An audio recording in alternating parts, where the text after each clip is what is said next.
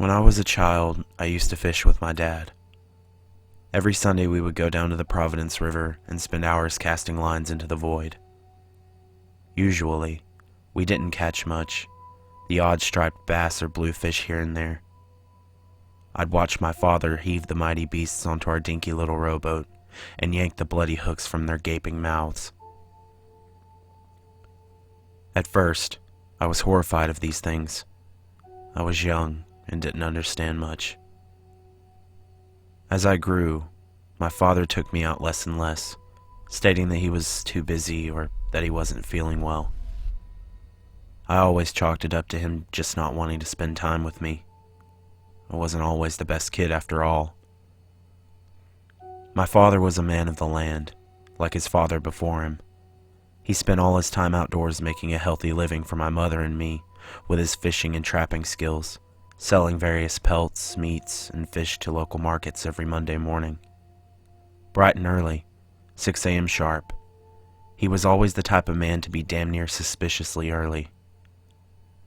Then, in what felt like a matter of seconds, it changed. I was 17, just becoming a man in my own right. My father had disappeared. Mom thought perhaps he was back on the sauce and decided to skip town.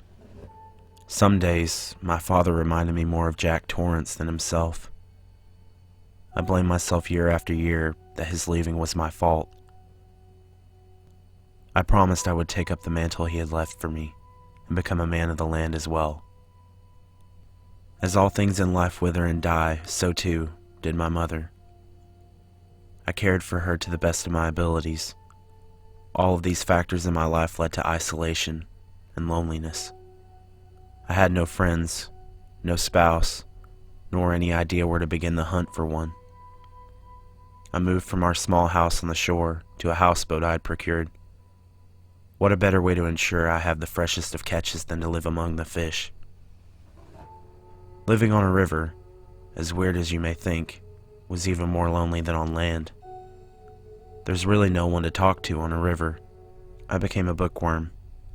It was a wonderful opportunity to indulge myself in grand stories from many an esteemed author. I would make the odd trek off the river and into town for supplies. I would stop at the bookstore. Lovecraft was an author that I had never heard of prior, but the bookstore workers insisted that I try some of his stories. Many nights I had spent reading his chilling tales. They filled me with dread, yet I could not rid my eyes away from those damned pages. Each day when I would awake, I would set my lines. I had a system in place to have a multitude of lines out at once. Maximize profit margins or some bullshit. The fish had started to grow, peculiar, over the years. I thought it was just rising mercury levels in the river causing the ocean life to mutate, a natural evolution of life on this floating space rock. But then, they started to speak. At least, I think that's what they were trying to do.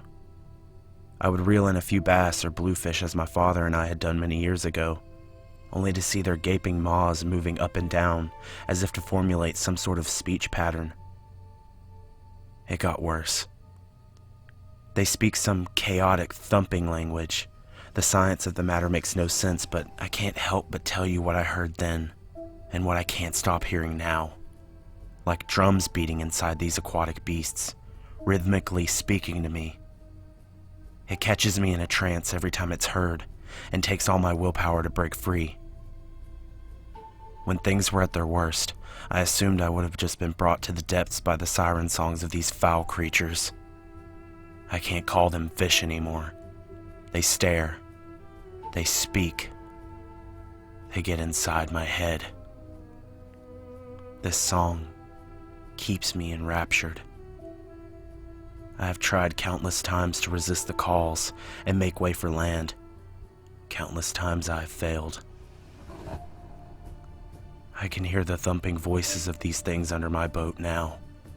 They've surrounded me.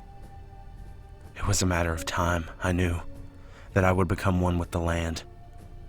I didn't expect it to be this soon.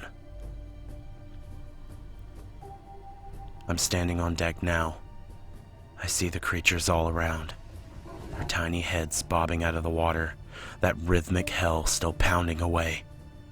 That siren song telling me to jump in, to become one with the land.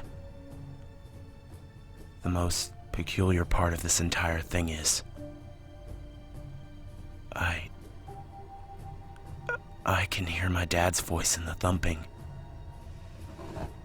I think Lovecraft was onto something.